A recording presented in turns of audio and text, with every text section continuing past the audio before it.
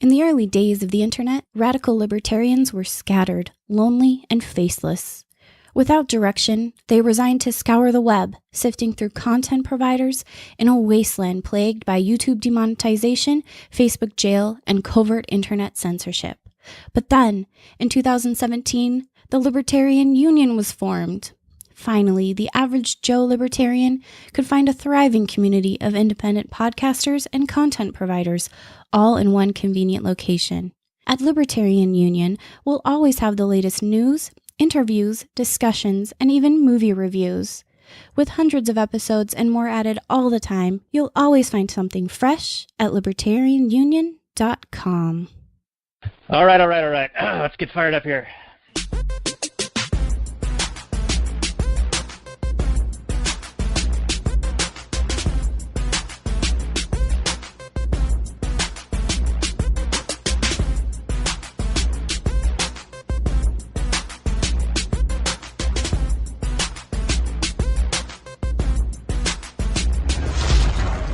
Maximum freedom. Read. Stay on target. Maximum freedom. Stay on target. Maximum freedom. Read Rothbard. Well, hello and welcome to the Actual Anarchy podcast. Merry Christmas and Happy New Year. Or should I say Merry Christmas and Hapa New Year. This is going to be episode 109 of the show, and it is not Death Wish. No, it is not Death Wish. We are throwing a curveball at you as a result of it being the college bowl season and very nearly the NFL playoffs. So hence the curveball. First is Robert is a feeble and sickly old man. So a fine gentleman who has a new and quite good podcast has picked up temporary guardianship of co-hosting duties. He is Dan Reed of the Culinary Libertarian. You can find his work at culinarylibertarian.com. He's got a blog and a show, a podcast, which is about philosophy and food. One of them's free. The other one's on you. It's a tagline that I think he can tell us a little bit about. As I stroke my own ego here. The good news is that Robert will be playing the role of Gusteau's ghost. That's right. We're doing Ratatouille as a result of, well, Dan Reed's worked in a professional kitchen. He knows all about this stuff. So, and Robert and I did a show on this a couple of years ago as the Read Rothbard podcast. So we already sort of have his take on things. And I'll be posting that on our show notes page at actualanarchy.com/109. And then I guess I sort of let the cat out of the bag here. I'm mixing so many metaphors. It's ridiculous. But that second curveball is that the choice of the film for discussion is now going to be the more food-focused fare of the Disney Pixar Brad Bird's Ratatouille. And for those of you wishing for Death Wish, just keep wishing for one more week. And we will actually double down on that and give you Death Wish 2018 with Bruce Willis and Death Wish, I think, 74 with Chuck Bronson. So we're going to be doing a compare and contrast next week on Death Wish because I really wanted to get Robert's take on that one. The impetus for that movie was one of his friends recommending it and having some questions that he thought that we could hash out on the show. So I couldn't do that alone or not with Robert. That's why Dan was able to step in and cover for him and why we switched up the movie. And so like the genies we are, we shall grant that Death Wish in our first episode of the new year. And I've been running my mouth a little bit, but why don't we get into the last night's portion of the show? I'll reintroduce everything and then let Dan talk about his stuff, and then we'll get into the movie. Sound good to you, Dan Reed? It does sound good to Dan Reed. All right. Too many Dans in the kitchen here. Too many cooks. All right, here we go.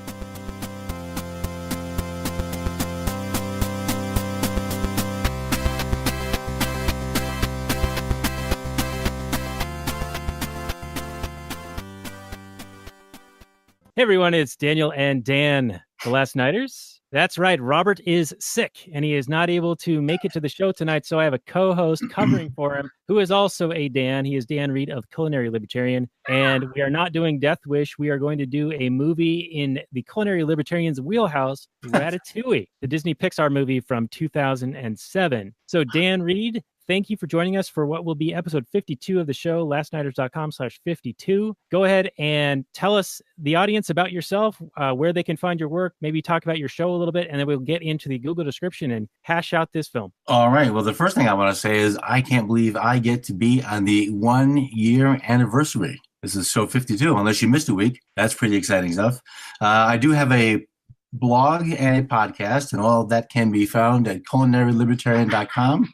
The podcast has a separate link, culinarylibertarian.com/podcasts. And Monday, episode 15, I think the big fancy, Daniel's disrobing. The big word in the industry is it drops. Anyway, that's going to be a fun one because it's about a cartoonist who's on YouTube. So I'm looking forward to everyone hearing about that. And so I write a blog about baking and cooking, and every once in a while we take digs on the FDA. Well, that sounds like a lot of fun, and I can tell you that my wife actually listens to your show, and actually, she enjoys it. She said, "Hey, tell him that I enjoy his show, but don't be an ass about it. Don't embarrass me." So I'm trying to do it as tactfully as I know how, and you just witnessed how tactful I am. Now I know why the office is outside the house. We have a smart man on the other end of the line here. All right. So, Dan Reed, thank you for joining us. You're welcome.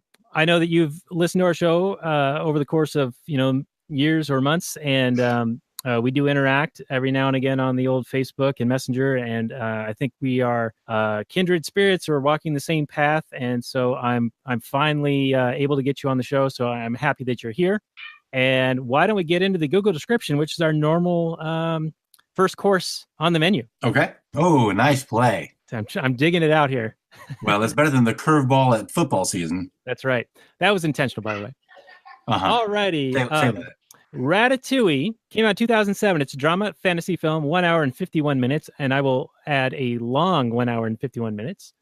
Got an 8 out of 10 on the IMDb, 96% Rotten Tomatoes, 96% Metacritic, 96% of Google users like this movie. So this is a highly acclaimed film. I think that, we'll get into it, but I think upon further viewings, it maybe loses some of its luster. And especially after you listen to this episode, we might tear it down a couple of pegs. All right, here's the description. Remy dreams of becoming a great chef. And Remy's a rat, by the way.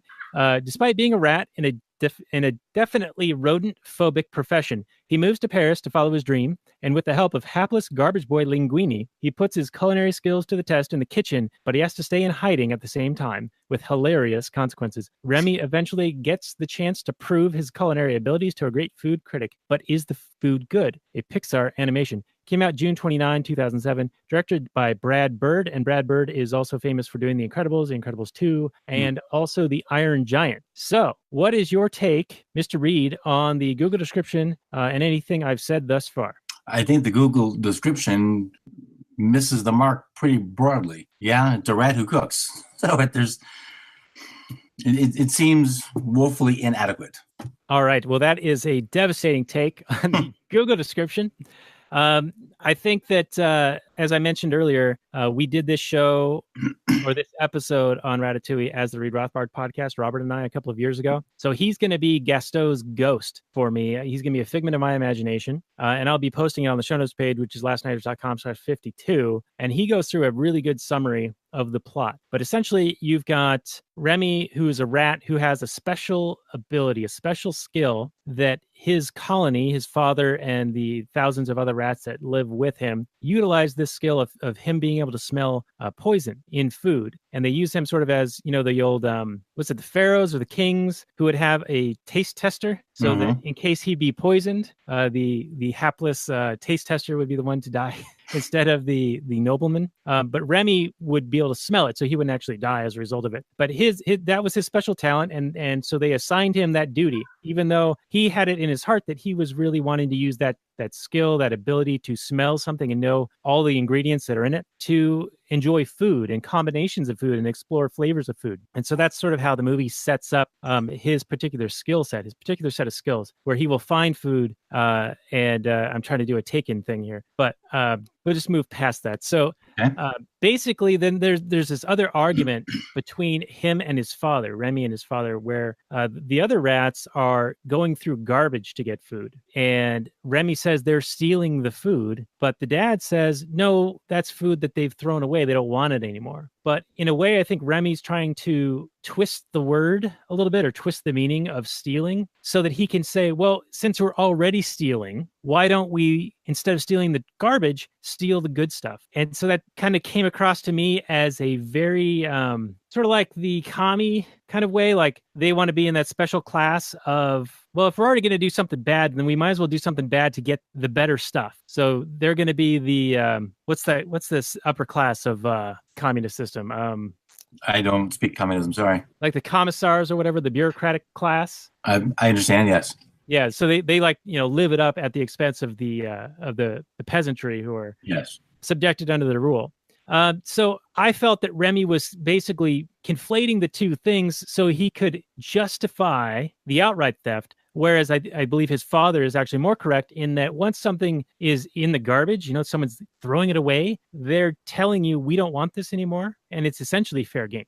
I think at that point, I agree with that. If it's in the trash, it's something that's been discarded by the owner. So I think there's even some legal aspects to this, that there is no legal ownership any longer. Since we presume that the state can go through your garbage because it's not your garbage, it's not your stuff. It's in a bin designed to go to some floating island in the south of China. But that particular theme changes once Remy and Linguini's relationship is really, really tried. And so Linguini breaks his bonds with Remy. Remy's feelings are hurt. That's not an alien idea.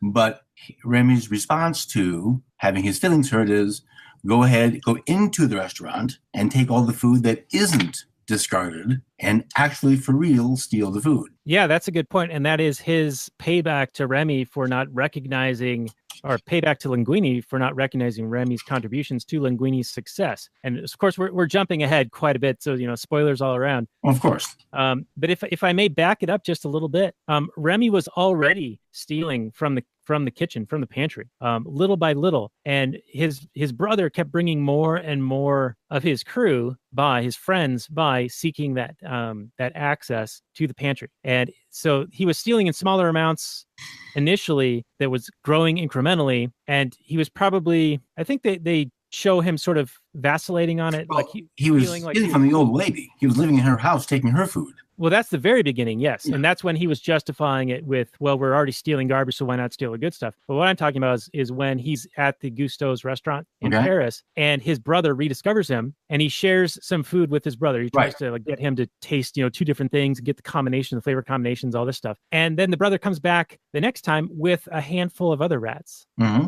And then the next time he comes back with even more rats. And then I think this happens 2 or 3 times. It does. And Remy, I think, feels guilt at allowing these rats to come and take advantage of this. He even tells his brother, I told you not to tell anyone. But every time, more and more rats come. And I think this is sort of the transition or the turn with Remy where he does realize that, hey, he's kind of doing a bad thing. And he's sort of abusing the access that he has and the trust that Linguini has in him. But he also used that as a vehicle for vengeance later on when he feels that Linguini has done him wrong. Yeah. And so I think if we follow that thread, there is no real resolution to that, which seems fairly consistent with a lot of animated movies. We have this real big tension, and then some other related but not some other related event happens, and the other thread's forgotten. And so now Linguini and Remy are buddies again, and they're cooking again, and it's like, well, I didn't actually think about that particular aspect of it, and that's an interesting thing. One of the things that I thought was interesting, when you listen to the beginning, Gusteau was talking how anyone can cook, but to excel, you've got to be fierce in your commitment to be the best. So we already have this sort of statement of equality, but then exceptionalism. Everybody can do this thing, but only the best can succeed and be. Everybody could play basketball. Everybody could throw the hoop in the air and maybe make a basket. Not everybody can be Jordan or Magic or Larry Bird. So same thing with cooking. Everybody can cook, everybody can bake, but not everybody's going to be exceptional. So there is, to me, in the beginning, a presence of this, and it's interesting to look at this with these particular sets of views, this level of equality that seems to be the rage now. There's a built-in inequality. Remy is a rat like all the other rats, yet his own characteristics are, his taste buds are wildly superior from all the other rats who basically just want whatever hot garbage they can find to live to the next day. So there's this mock-up of equality and inequality. Yeah, I think that's an interesting take. And I think that the whole point of Gusteau's Anyone Can Cook is meant to be read one way at the beginning of the film, and then Ego at the very end finally realizes what if you look at it a different way, that's probably what Gusteau really meant. Because initially he's like, Ego was saying anyone can cook, as if it's this pie in the sky utopian fantasy that anyone can acquire this skill and no innate talent or any, drive or anything is necessary. But by the end, Ego says, he really meant that anyone who really wants to and really works at it and has the proper skills and the proper talents and the proper, innate abilities or what's it called? The potential, and maximizes that potential. They are the ones who can cook and cook well. I agree with the idea. I think that's what Gusteau was referring to in the beginning, that there are families all over the planet who are parents who are feeding their kids. Now, are they feeding them really fabulous gourmet food, or are they just nice?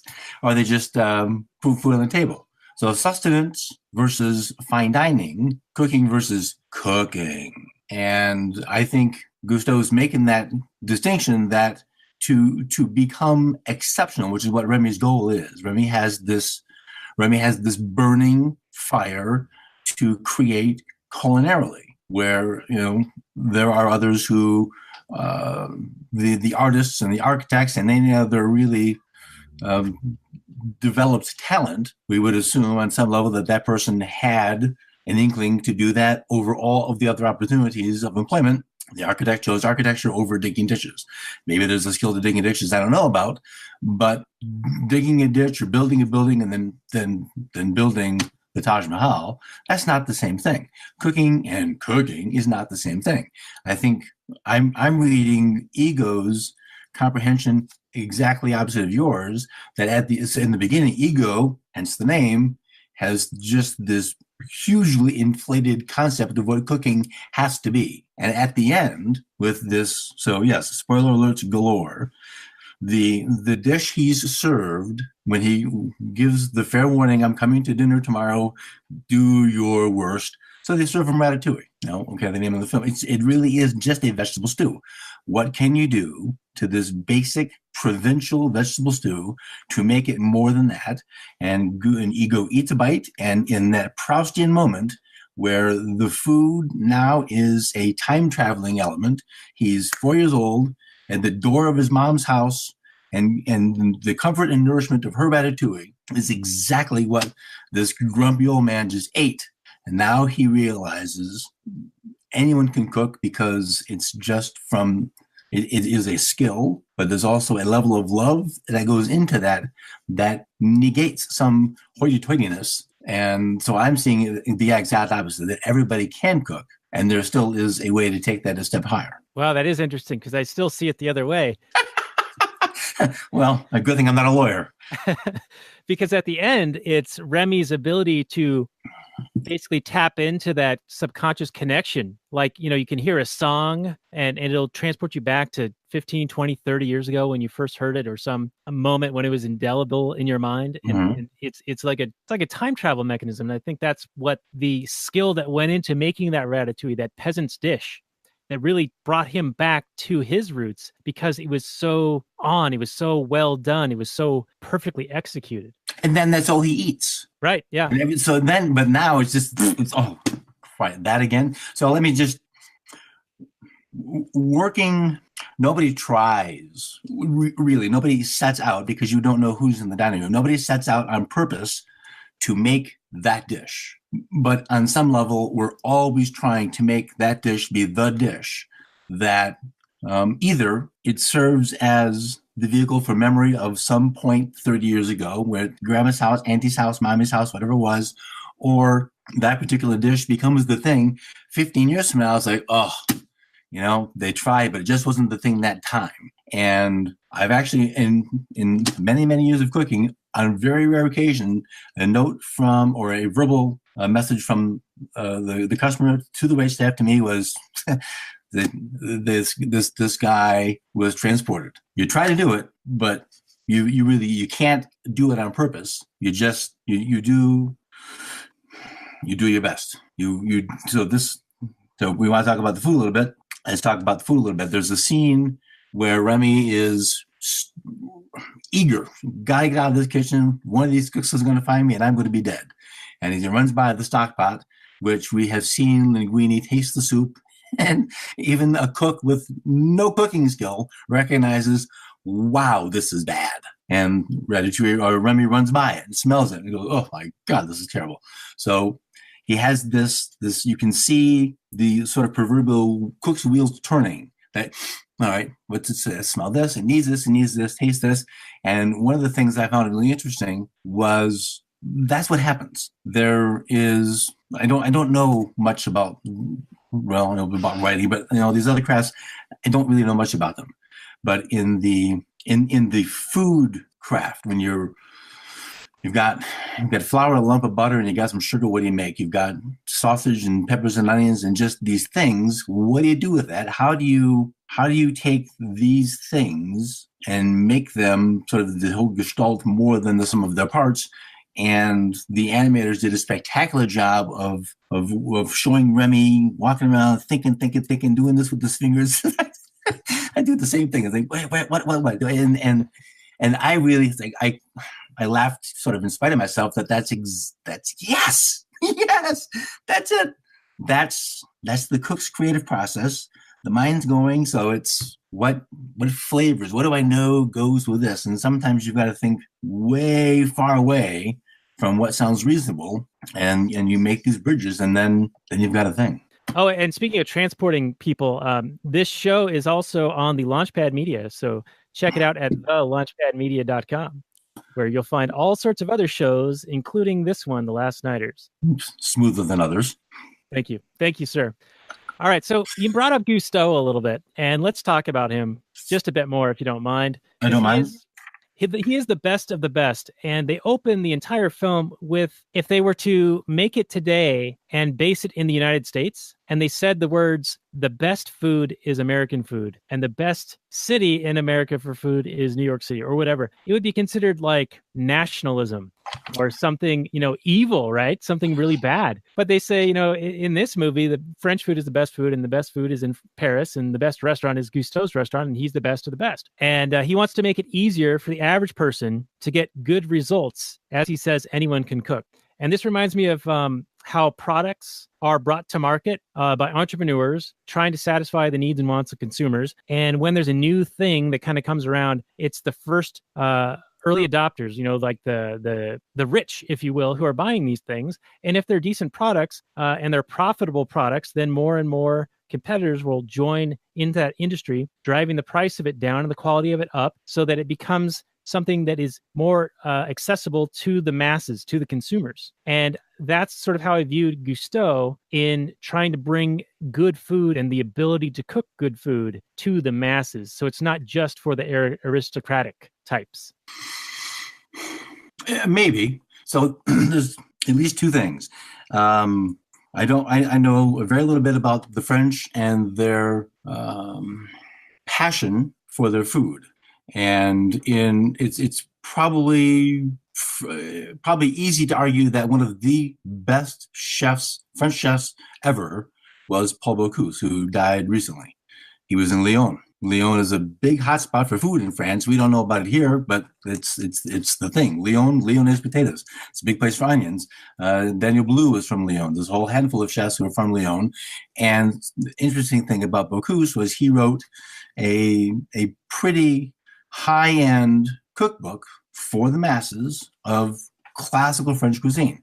He also produced a variety of cookbooks for anyone can cook kind of things. And even if you bought all of those books, if you had the money and the inclination and you were in Lyon, you would go there because there's an experience at the 5-star restaurant, even if you own the books, that you can't reproduce from the books. This is the same argument that says if you want real Italian food, even if it's just spaghetti and red sauce, you need to be in Italy. Because part of eating really spectacular Italian food is being in Italy, because it's not just what's on the plate. It's the smell of the city and the sounds of the city and the clinking of the silverware at everything that's part of that experience is part of being in Italy and getting Italian food. That's probably a bit silly to sort of it's not a logical line of thought. We wouldn't say it, I don't know. No, that makes a lot of sense actually, because I used to go to a lot of sporting events, and granted, watching them on TV, especially with HD and all the new camera angles they have, you actually get a better view, and you can see the action in the replays and the commentary and the announcers and all that on TV, and it's a better viewing experience. But yeah, it's far different being in the same building as Jordan in his prime, than watching him on TV. I saw Jordan play the Heat in Miami. I saw Bird play the Heat in Miami. Being in the place, watching, I watched college football in Tallahassee for years. Being surrounded by 85 of your closest friends that you've never met really changes the experience of the game, because it's just you don't yell and scream yourself hoarse at home. Well, speaking for myself anyway. My brother does, but there's the participation of association, whether it's a sporting event or five-star dining or whatever else you're doing. It's just there's something about being at the place and experiencing everything that is more than just the reason you went there. The screaming idiots and the fans and the peanut vendor who's got the dead eye from 75 seats. It's just that's fun stuff. Yeah. I remember growing up, there was a guy who was the peanut guy. He would sell at the Kingdom at the Mariners games, and he would do the behind the back and all these crazy antics, and he could really just throw it on a dime, 100 feet away. Worth watching. Yeah, it was great. It was great being there, and as a kid, it's like that's half of the fun is being there for the experience and being with the energy of the crowd. Not so much for the Mariners, as they weren't very good when I was growing up. But I did go. Did something change? They had a good 5 or 6 year run from 1995 to 2001. Okay, I don't baseball. Well, they made the playoffs in 95. It was the refuse to lose season, and they were going to move to California. But because they pulled it out, I think from 10 games down against the California Angels, and they won a 1-game playoff, single elimination to get into the playoffs against them. That is what sort of cinched it for the financing for the new baseball stadium that was built. With taxpayer money. So, at the time I was like all for it, but now I look back, I'm like, man, what a misallocation of resources of stolen funds. So speaking of stealing, one of the things you mentioned, so the rats, the father, whose name I didn't get, the father's view on taking the food of the humans, I think he felt no problem whatsoever with that. And he had information Remy didn't have.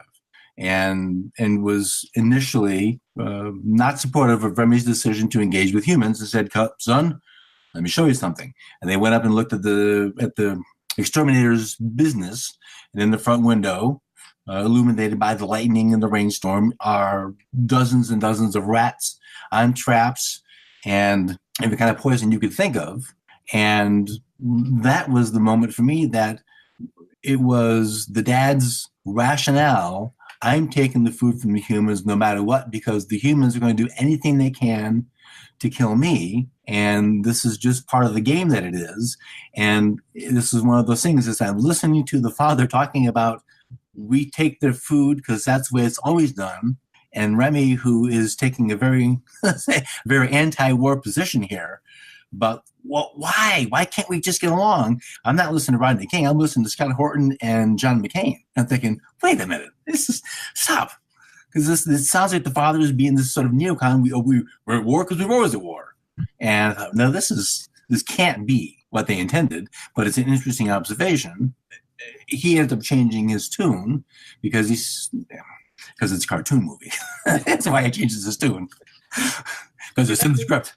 That's another one that's interesting because I actually view that a little bit differently than you do. And I'm not saying that I'm going to have to think about your position on this because I think it has some merit. But how I initially read that scene was he goes to show Remy that the humans are their enemies. They're actively trying to kill the rats. And he shows them basically the proof of it. And it's the reason why they stick to the garbage, because that's what's available. That's what's they're able to access without too much human interaction. And he's trying to tell Remy, hey, here's why we don't interact with the humans. This is why we don't go into their kitchens and steal the fresh food. This is why we take what they're already throwing out. Well, that's a valid point.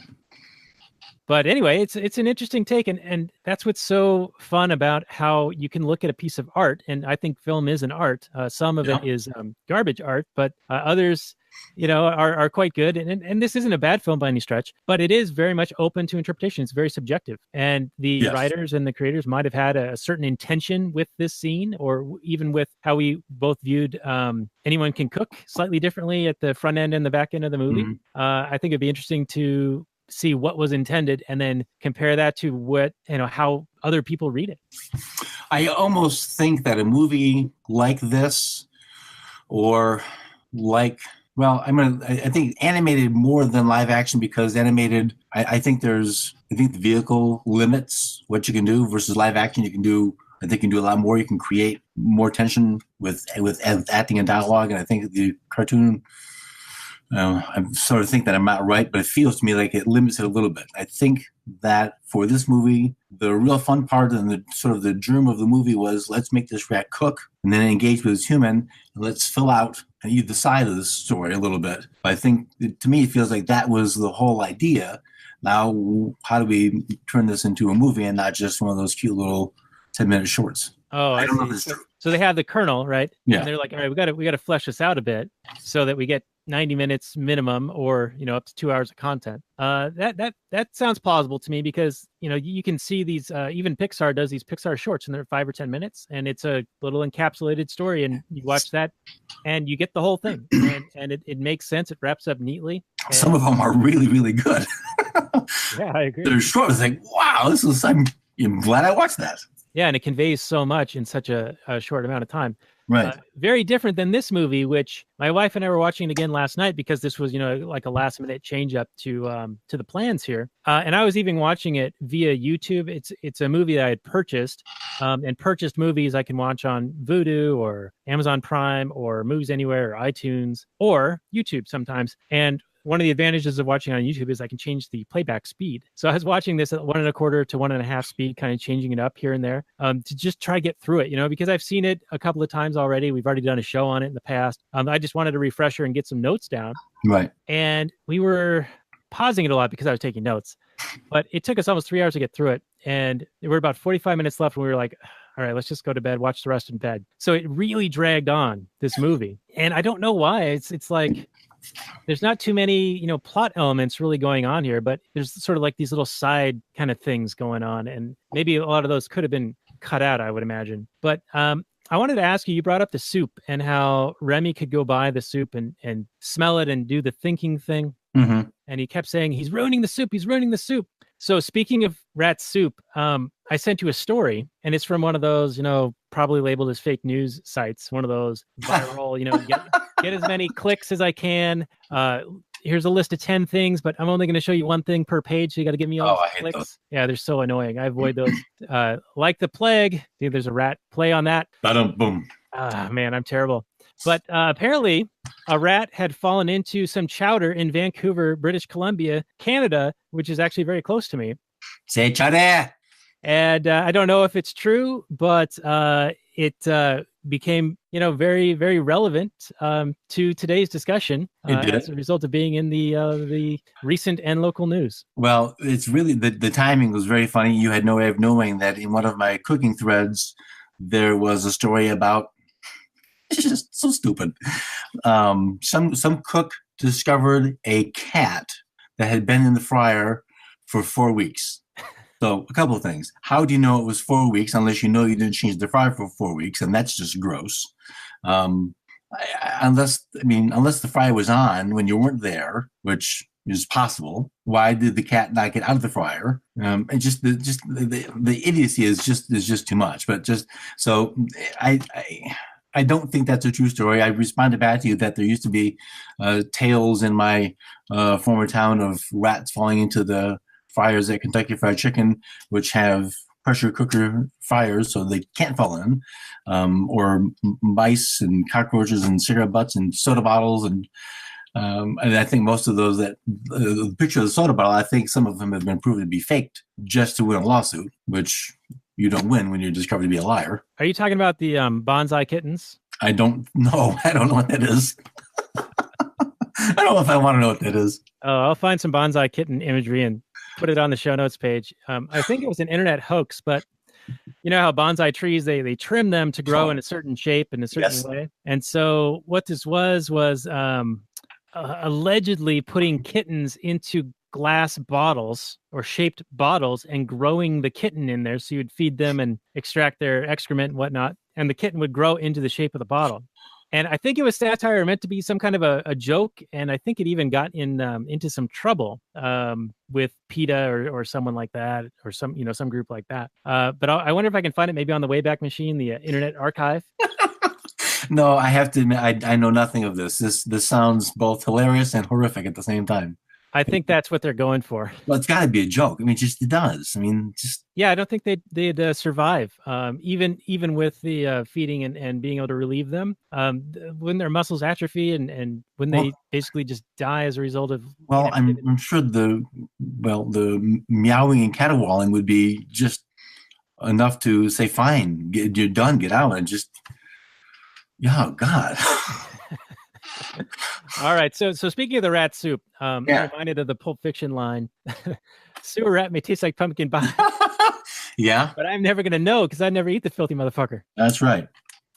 So this is a not safe for the kids at home episode. But I did want to add that when we did the Ratatouille episode a couple of years ago, I also watched the Morgan Spurlock film Rats around the same time, and we discussed it in that episode. And in that Morgan Spurlock film, I learned that rats leave a trail of urine wherever they go, and this is a form of communication for the colony of rats that they travel with, they run with. And so anytime you see a rat, just know that everywhere he's been, there's a trail of urine where the rat has gone. So they are rather disgusting. They can also eat through almost anything, even metal, and they can fit their heads through something like a tiny hole. If they can fit their skull through it, they can fit the rest of their body through. Yeah, that part I know. So that's pretty gross. It is pretty gross. All right, speaking of something that's gross, they mentioned just very briefly in passing, one of the patrons in the restaurant orders foie gras. Am I saying that right? Yeah. Let's talk about that a little bit, because I have a slight personal story, and that was when I was living in Seattle. I went to a restaurant, and there were people protesting outside because this restaurant served foie gras. Okay. There were people like cruelty to animals, and someone was dressed in a duck suit and all of this. Why would somebody be upset about foie gras? Do you know?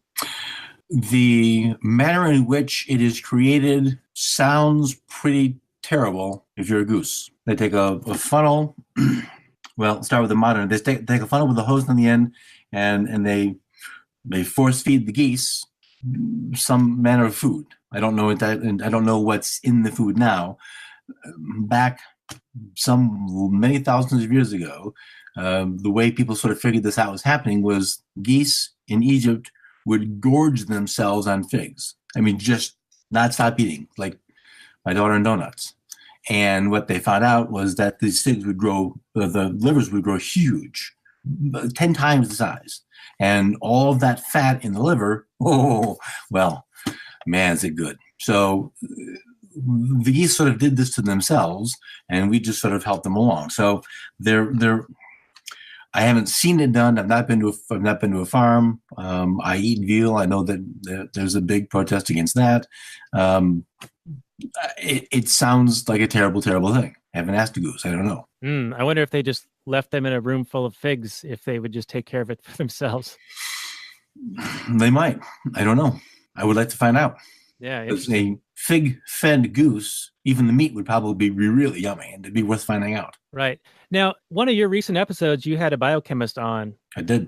And I think he was talking about eating organ meat and how it's different depending on how soon after the animal has died. It changes the flavor of the meat. So is that also part of how foie gras works? Like, is it more of an immediate thing, or is it still good if you prepare it a week or two later? I mean, how does that work? Yeah, well, unless you're on a farm, you're not. I'm speaking a little bit out of my depth, but I'm pretty sure that unless you're living on a farm, dispatching your own animals, what you're buying in the store is at least several days old. I'm pretty sure most commercial organ meat, and really mostly we're talking about tripe and liver. I don't think and possibly sweetbreads. but you're not going to go to your local Walmart and buy lungs. Or you can get intestines for sausage making, but that's not really, anything about chitlins. That's fine. That's not my thing. Brains, I've had lamb brains. They came frozen. So a lot of these things, just due to the nature of what commercial butchering is. Yeah, brain is sweetbread. Is that what that? No, it's two different glands. Sweetbread is the thymus gland, and that's in calves. And as the animal grows older, they atrophy. Again, it's one of these. It's very, very rich. It has almost no texture. Whereas if you're cutting into, say, any kind of a steak, a skirt steak, a flank steak, a New York, a porterhouse, there's texture, there's grain to the meat. Sweetbread brains have no grain. There's just this gland with just lots of fat and stuff. Liver doesn't have any grain. Beef liver, calf's liver is really the one we're looking for as far as livers go. I don't know. I think probably it's going to be frozen because usually you're not going to get the whole thing. A big calf's liver is a big thing. What do I do with all this? So you buy a slice or two. It's probably been frozen. That may be something to do with FDA and managing pathogens and all kinds of other stuff. But the biochemist is named Kyle. Kyle's point isn't restricted to liver, but his point about liver was made because it is such a store of toxins because it cleans the blood. It has all of this stuff in it that as it sits, all of this stuff needs to go someplace. Well, it doesn't have any way out, so it just sort of breaks down its environment. It's an ungracious host, those toxins are. So if you're going to eat liver as close to dispatch of the animal as possible, except in the case if we're talking like chicken livers. I think there may be something to do with the age of the animal. Chickens are pretty young when they're killed, and foie gras has all of that extra fat. I mean, just like this. So a foie gras liver may be this big. It might be a pound or better. A goose liver, 3 ounces? Oh, wow. So 4 times bigger, so 5 times bigger? Just huge. Yeah. So I think the fat content mitigates those other complications of breakdown, and I also think a lot of that's frozen anyway. Okay, and that episode with Kyle, is that what's the link to that? Hang on one second. Culinary Libertarian, I want to say 13?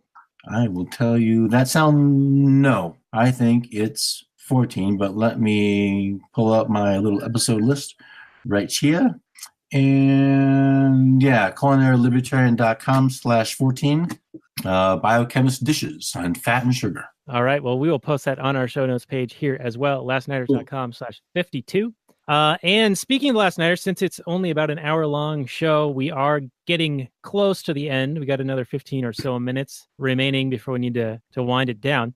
So let's move on to another thing, and that is Remy is hallucinating talking to the ghost of Gusteau, who is sort of a motivational speaker for Remy, basically telling him what he wants to hear, but pumping him up to go and actually do it, not just sit and mope around. Mm-hmm. And I thought that was helpful to him. But he sort of quizzes Remy on what he knows about how the kitchen runs, and they're up on the skylight looking down. And he's like, well, who is that person and what role do they have in the kitchen? And then he goes through the whole list of everyone else. How accurate would you say was the description of how the kitchen runs? I mean, did they have somebody who, was like their consultant to the script and to the creation of this to get it like dead nuts on? Thomas Keller. All right. I guess that answers that. He was their consultant. So yes, it is. So here's the thing about, let's bring sports back for just a little bit.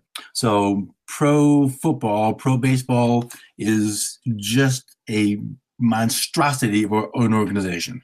College football, maybe only slightly less so, but you've got your buddies who are going to go play in the sand lot and pick up a game of football. And when you're talking about the cooking at a level like at the fictional Gusteau's or at any one of Keller's restaurants or at any really 5-star style restaurant, another one just passed away. Can't remember his name. He had Jamine was a restaurant in Paris. I think Joël Robuchon. I think he had 60 some odd cooks to feed 40 some odd people in one kitchen. Yeah. Wow. So you're getting a level of skill and talent to make all of this come together versus going to your local Shoney's or Denny's or even, even the really sort of high-end in your area neighborhood restaurant isn't going to have, they might have a chef and a sous chef. They're not going to have the entremetier, which is the veg cook, the saucier, which is the sauce guy. Then you've got different, the poissonnier is the cook for the fish cook. All of these stations are people who have specialized, at least at the moment, for that thing. Now, that doesn't mean that the poissonnier can't move over the meat and they move all around, which is what will happen anyway, because you need to have a kitchen of talent that can do anything. But where your station is, that's your particular focus for the menu for whatever the season is. But yeah, for the movie, they got it spot on. Oh, that's pretty good then. And I also noticed that Colette, who they had a very kind of feminist angle to her, saying that she had to like work twice as hard as any of the men to be there, and how it's run by an evil patriarchy of old white men. But she had this like set of lessons for Linguini about how keeping your station clear, and how you're going to handle a rush, and like how you keep your sleeves clean, and Yes. how you move your body, and all those things. Are those like actually the things you learn if you're going to be working in a professional kitchen? Like those are the things that they say, hey, that's kitchen etiquette 101. You're going to learn how to do this to minimize cuts and burns and all those things. I don't think it's 101. And the reason it's not 101 is you have to demonstrate a level of competence and earn a level of trust from your coworkers to then get those gifts. And those really are, what she's giving is really just a gift of her time and invaluable information to him so he can grow and become a better cook. So Kitchen 101 is if your shift starts at 3, be there 2:50. Okay, so it's more of the advanced level stuff. Okay. There's a little bit advanced level, yeah. But it's definitely like that's high quality, good information. Yes. To have. That's something that you So work in a kitchen, you want to do things in that manner. So anyone can cook, but I wrote it down. But to really excel, you have to be fierce and attack your craft. So Colette was fierce and she attacked her craft. There is a mindset and just a way you approach your station. If you watch these cooking shows and look at their cutting board, look around them. And when they have like the whole crew before they start cutting some of the cooks, just don't watch what they want you to watch. Look in the background. Look at the people whose stations are just a disaster. They're going soon. The people who there's an order here that has to end up here, which is not just on the plate, but on your whole prep table. So the knife,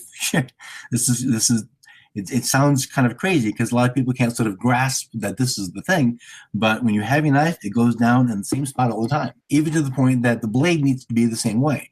I always turn my blades away from me. So if I'm moving my hand on the board and I slide my hand along my knife, I'm not cutting my fingers. You might get cut because you're next to me. Oh, I'm sorry, pay attention to what you're doing, but I'm not cutting myself.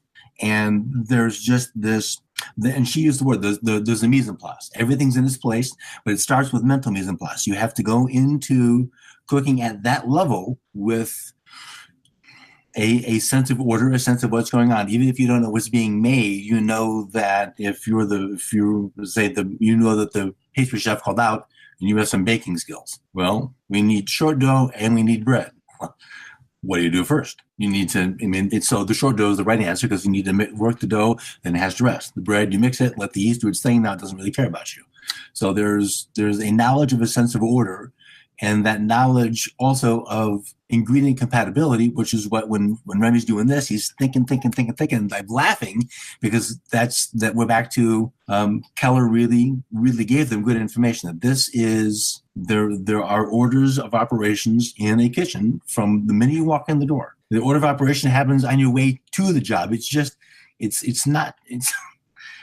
so much more than just a job. It is a lifestyle. Cooking at that level is the lifestyle. See, now we're back to that subjective perspective on watching the film, because as somebody who's familiar with this world, this genre of professional cooking in a kitchen like this, you're seeing all this stuff that the layperson like myself would not see. I'm just seeing rats and cartoons and marionette kind of playing with the guy's hair. But I mean, there's a whole under element of all of this, what sounds to me from talking with you, very legitimate, like this is upper level how a high-end restaurant functions. Yes. No, they nailed that part. Was spot on. They did a great job. All right, very interesting. Well, let's get start to wind it down a little bit here. One of the other higher level things that Colette teaches Linguini is how to get the freshest vegetables, and that's by paying bribes to the farmers to give her the first pick. And I was like, black market, baby. Yeah, that's how you get it done. That's getting the highest and best use. Somebody's willing to pay a higher price to get the pick of the litter for their restaurant, to have the highest quality ingredients, the freshest ingredients, and they're willing to make that exchange for that benefit. So is there a question there? No, mostly just a point. Well, so that they put it in there is kind of funny. That they put it in there is that really does happen. So here's the problem. There's a couple of things. So it doesn't happen all the time. And most vendors who would engage in that kind of behavior would be considered, there's a very, very fine line here.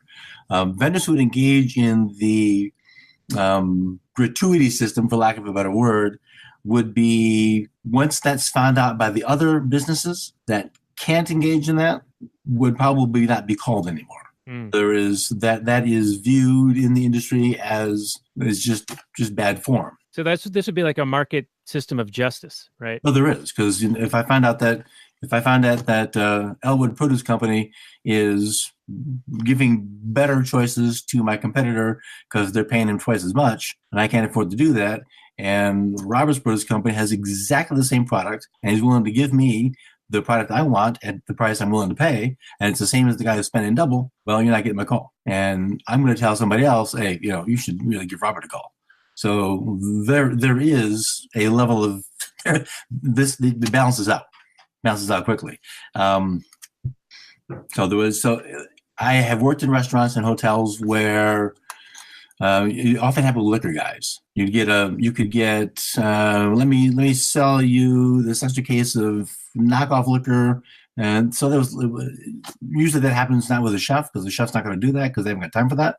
If the restaurant or a hotel has a purchasing agent, well, then that's the place to watch the money, and I've seen that happen. And that'd be like legitimately fake liquor, or would it be like liquor that fell off the truck, so to speak?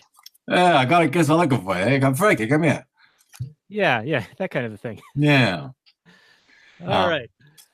Well, any other points you want to make on this movie before we get into the final summary and review and the score? Yeah, there was one thing I thought was really interesting. I was thinking that it seems that lots of movies are, but this one seems to have a redemption level to it, which it does. Even though the business goes out of business, Linguini, Colette too, probably all three of them. There is a moment of self-actualization. Linguini realizes, I don't have a lick of talent. The rat has the talent. And the rat, through whatever his mental processes are, comes to his own, with the aid of his ghost, Gusteau, his own self-realization that I'm a rat, but I have an exceptional set of skills, and I'm going to bridge the gap with my human friend and make this thing work. And Colette comes back. So they have this redemption of coming back together, work as a team, but also the redemption of know thyself, which is really, really critical for Linguini and for Remy, because they were trying very hard to be something that they weren't. And then that's followed up with the sort of has to be know thyself, and then to thine own self be true, which they finally are. And now they have harmony. I think that that's an easy overlooked, I won't say message, but something, at least an easily overlooked moment of the movie. But I think that's really kind of important to how the whole thing ends up playing out. For Gusteau's dictate, anyone can cook. Yeah, start kidding with your tagline of the philosophy's free, but the food's on you. Oh, the tagline. Well, I put it out to this guy I know somewhere in some island off of Washington. And I said, yeah, I need something zippy, something that's short and quick. And this guy came back with the Colonial Libertarian Podcast. The philosophy is free, but the food is on you. I think you know him. I think I'm looking at him right now. I think I'm looking at him right now. I don't know what you're looking at. When I talk, it shows me on the screen. I see. Anyway, yeah, I mean, you do philosophize a fair amount, and you've shown that on this guest appearance Well, right here as well. So very impressive. I think that's one of the draws to your show, and I highly recommend it. My wife, like I said earlier, she enjoys it very much, and even tried the gluten-free muffins, blueberry muffins recipe. and how they work out? They tasted great, but she opened the oven before they were done, and they Oh. deflated, and so she felt like she made a mistake there. But she's going to try it again and try to keep them lofty. It is a common thing to do, to sort of proverbially stir the pot too soon and too often. Let the thing boil, let the thing bake, and just leave it be. It knows better than you what it wants. So just try it again, give it a little bit more time. Yep. And you get the recipe right, you get the timings right, it'll generally work out. It'll generally work out, and it's not going to go from bake, done to burnt like that. It's not going to incinerate in 7 seconds. It just won't happen. Generally, in the case of a thing, the better the outside is browned. Well, so in baking, browning is flavor. Flavor tastes good. Flavor is good. We want brown. We want that to happen. So just tell her, just resist the urge, go read a chapter of a book and come back or something. All right. So it's not Mission Impossible. It's not these muffins will self-destruct in 7 seconds. No. And that no horrible, no. Watch too much TV. No horrible thing will happen if you let it bake for another minute or two. All right. Well, this is a good spot to do our final summary and review. I'm sure you've heard our show before. So do you have an idea of how that goes, and give it a rating 1 through 10, a decimal point deep, if you will, please? So the as an overall, I'm probably going to go with about an 8 or 8.5. I think I mean, 10 is high. 10 is too much for almost anything, but I think 8.5 is pretty solid. All right. Well, I think you've actually already given us a pretty good summary right before leading up to that. So about 8.5. I think so. All right. Well, I think that this movie is really good. I'm not going to go with the 9.6 like all of the IMDb and the Metacritic and the Rotten Tomatoes and the Google users. They all seem to land on that number. And as I said in the open, this is a movie that for me, it doesn't play repeatedly very well. Like the more you watch it, the less I like it. I'm going to knock it down a peg or two. But I also don't have that underlying like nod to my expertise. There's that whole undercurrent of the professional kitchen and how that all operates. And I think that somebody who works in an environment such as yourself would watch this, and that would give it, bonus points. That would make it really stand out among films as far as, hey, they get it, but it's a Disney Pixar film. They hit all the right notes as far as the animation's beautiful. They go for the emotional angles. They have a redemption turn. And it's all basically every Pixar movie is almost the same. You just swap out the different animated animals or articles, and you put John Ratzenberger as one of the voices, and you've got another Pixar movie.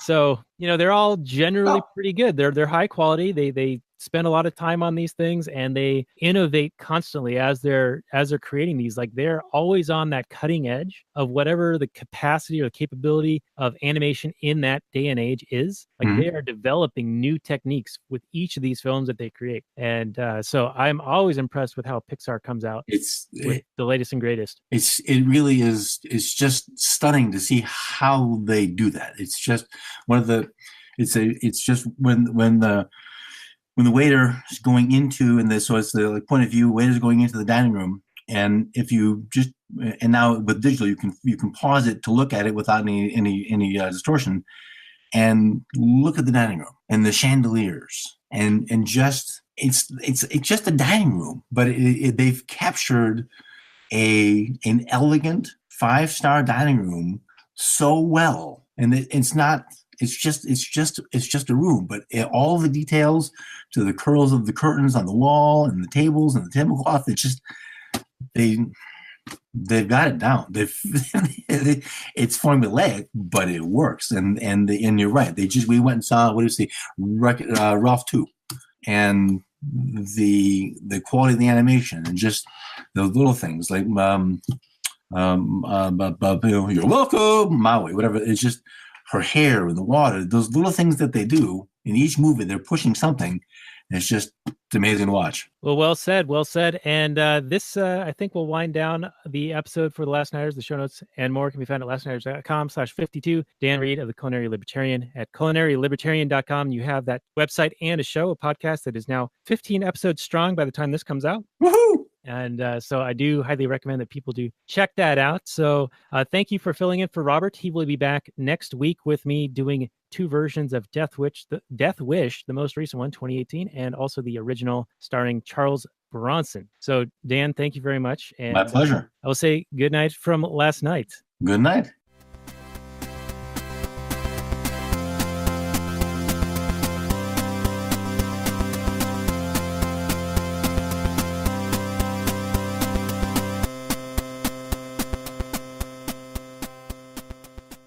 All right, and we can continue for a few more minutes on the Actual Anarchy podcast where we don't have that time constraint of the roughly an hour.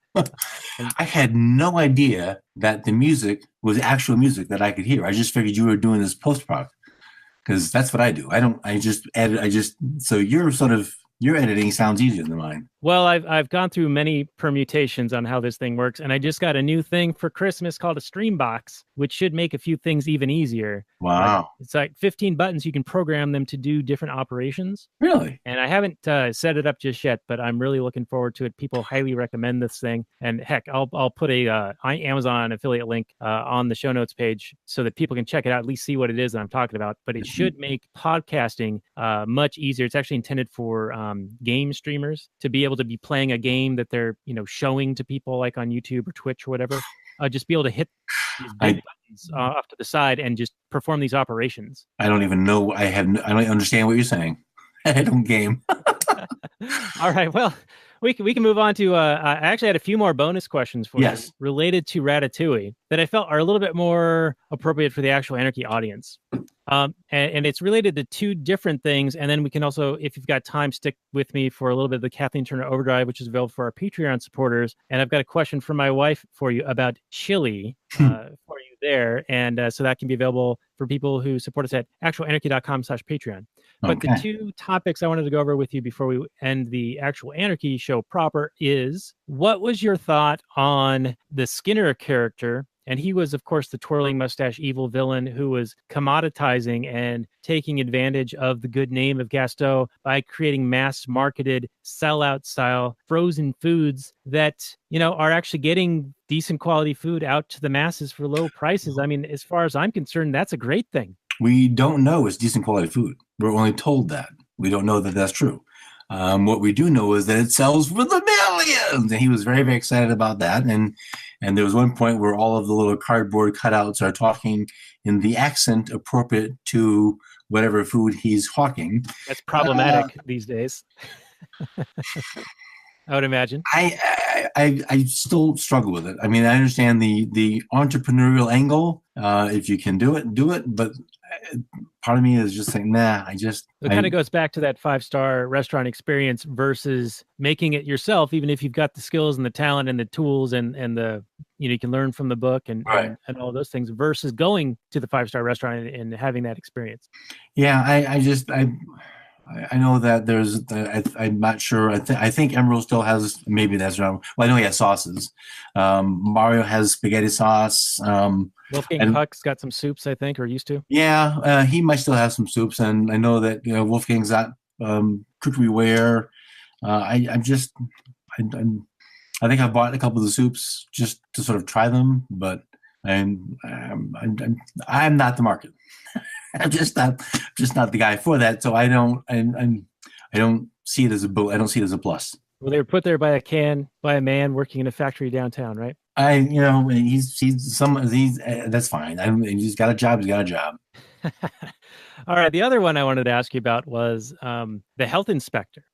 And this is the big sort of like, what do you call it? The climax of the film, where they're getting shut down by this health inspector who, when he gets first reported by Skinner to the health inspector's response is, "Oh, I can fit you in 3 months." Yeah. I think this is meant to depict that the health inspection department is underfunded and understaffed and trying their best and all of those things. But at the same time, they have health inspections, they have certificates, and they have these verifications, all these things that lead the public, I think, to falsely believe that these things are checked out and are up to snuff. And anytime there's a failure, it's a failure of the free market. At least that's how it's presented. Versus, it's a system that is top-down bureaucratic, which doesn't have any economic calculation. There's no way to know how much staff to have or what methods to employ into, what are the best methods to ensure that a restaurant is healthy and safe to eat at? Is it going to be a stack of regulations, 8 inches thick that No, side edges. periodic? It's I don't actually have. I used to have a copy of the food code. I'm trying to find something that's it's printable. The FDA food code is something that every health inspection agency uses as the model. And then inside any particular jurisdiction, they can have some other rules of their own. But the core of it all is the food code, and it's bureaucratic ease. I'm not saying we need government, but some of the observations for proper food handling are wise observations, and we can learn from trial and error that if we leave something set out too long and eat it, it will make us sick, and because those are pathogens that are growing on the food, and the food with pathogens in your body, and your body says, oh, these are bad guys, I don't like them, let me work hard to fix them, and then we're going to vomit and puke and all kinds of other horrible things, and stuff comes out that's supposed to stay in. The science behind that is verified by just bunches and bunches of people. So there's this food code, which is really hard to read, really, really long, and covers some good ideas. Wash your hands. Wash your hands a lot. When you go from cutting raw chicken, wash a knife, get a new cutting board before you cut the salad that's going out to the customer that's not going to get cooked. These are sort of just basic things that we should know. Right, but these things would happen on the market anyway. They do happen on the market anyway. So so the health inspector in the movie, who is 3 months behind at a desk with piles and piles and piles of files around him, as if to suggest that he is overwhelmed. I think that's probably the case for most jurisdictions. I think there is, I don't have a ratio, but I'm pretty sure that there are far, far more restaurants and food service operations than there are people to attend to them. So if they get to a place twice a year, every 6 months, you know how much damage you can do in 5 months and 30 days? A lot. If they get there at all. It leads the public to think that there is this safeguard in place, and so they can let their guard down and not do their own due diligence to make sure that they're satisfied that eating in that restaurant is a safe thing. Yeah, but that's something that every one of us does every time we walk into any restaurant. Right. But what I'm saying is because we're told that somebody's taking care of it, even though they're doing it very poorly and they are perhaps understaffed and underfunded, but because there is no feedback mechanism, there's no economic calculation, and there is no sort of market-based allocation of what's best and new things that come onto the market to try, because it's codified, that it's sort of stagnated, and it's a false sense of security. Whereas if people didn't know that system was in place, they didn't think it was already taken care of, and therefore it doesn't need to be on their radar on a personal level, they would then take back that individual responsibility to satisfy what they deem as safe on the market. Like, it's sort of this, you can't really know because it's the alternative, it's the unseen alternative, that what would it be like in the absence of the violent structure that's in place, right, that's funded by taxation? Well, yeah, that's almost just pure speculation. It's just hard to know. It's also really hard to know, since I'm not really familiar with the rules in Oregon. I don't think they're required to post their report, and some states used to, and I think some of them have stopped, but they used to put a letter grade on the report, visible for all to see. So you walk in and see, oh, this restaurant has an A.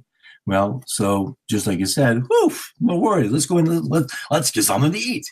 Never mind the fact that you don't know. So that you don't know what has happened is a true statement. You don't know what's going on in the kitchen. You don't really have any way to find out what's going on in the kitchen. And even if you could see in the kitchen for 30 seconds, in that snapshot of time, what exactly are you going to see? Can you understand what you saw and do something with that information? If everything is pristine, wiped down, it looks beautiful, it's like, wow, what a gorgeous kitchen. Yeah, I want to eat here. And you leave, and then horribleness happens. Well, you don't really, if there's I don't know that there's a way to fix that problem. The false sense of security coming from, well, surely someone has inspected it. Yeah, that's the risk we all make. There are places so the first problem is we don't know what's going on, and in a given day with any given staff member, you don't know that they should be sent home because they're washing around in the state of sick that they shouldn't be. The other thing that you don't know, and the report won't tell you this, is what is the skill and the commitment to finding problems of the inspector. Oh, what's the inspector's grade?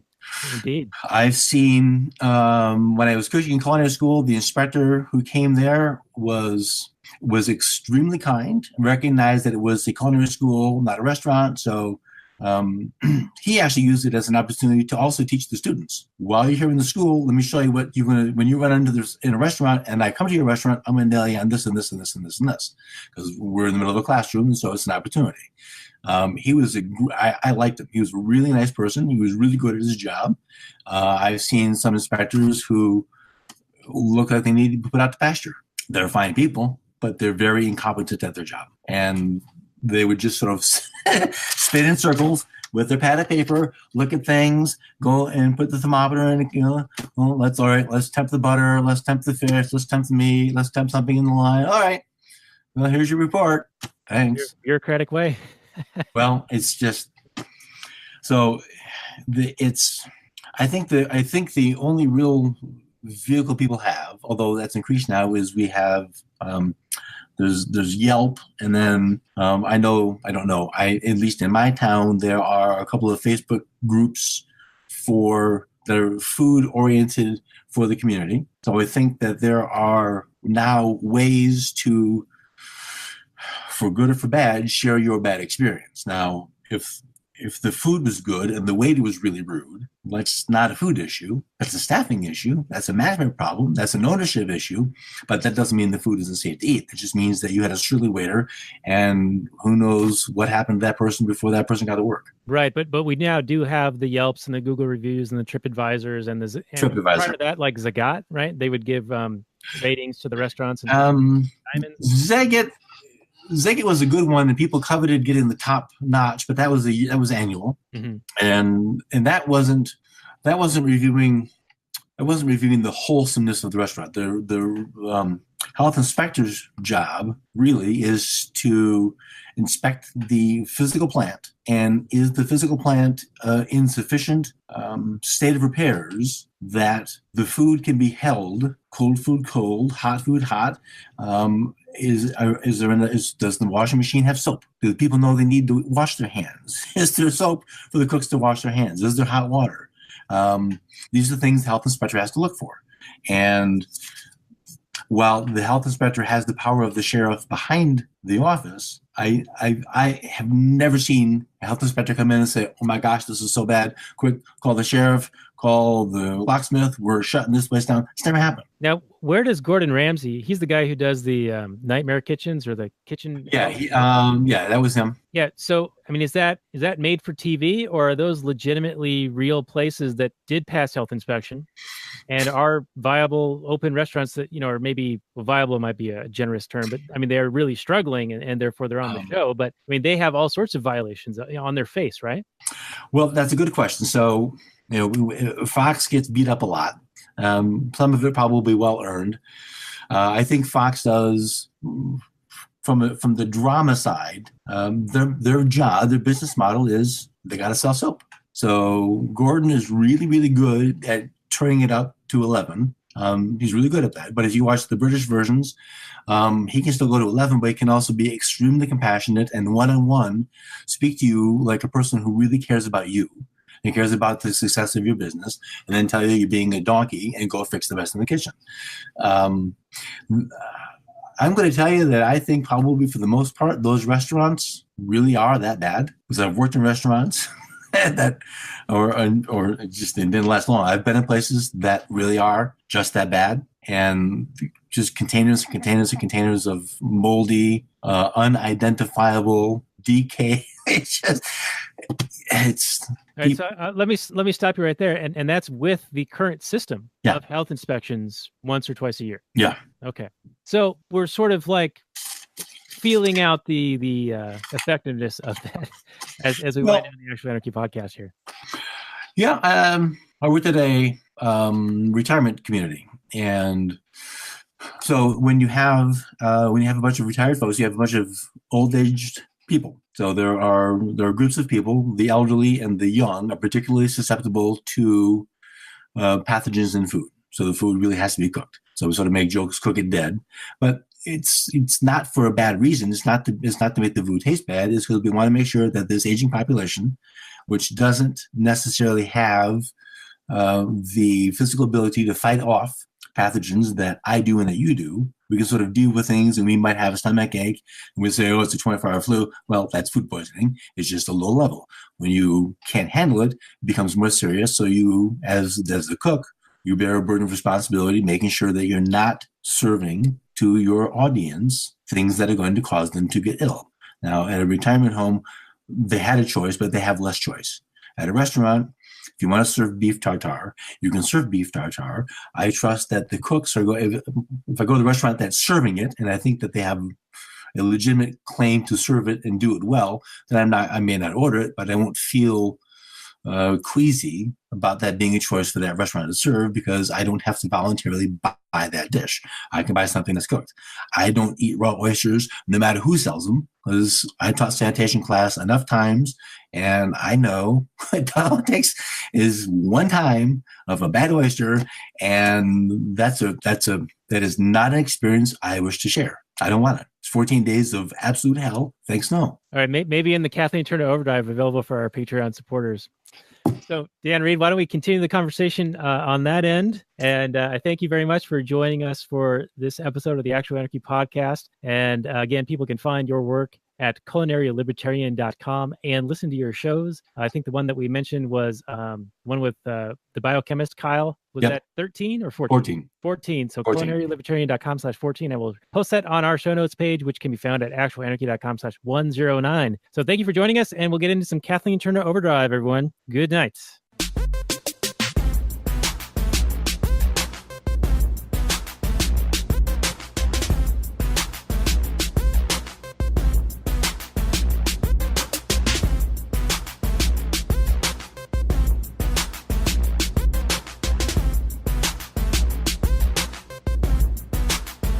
The Chipmunks. CHIPMUNK. We're the Chipmunks. Guaranteed to brighten your day. Do do do do do do do do do do do.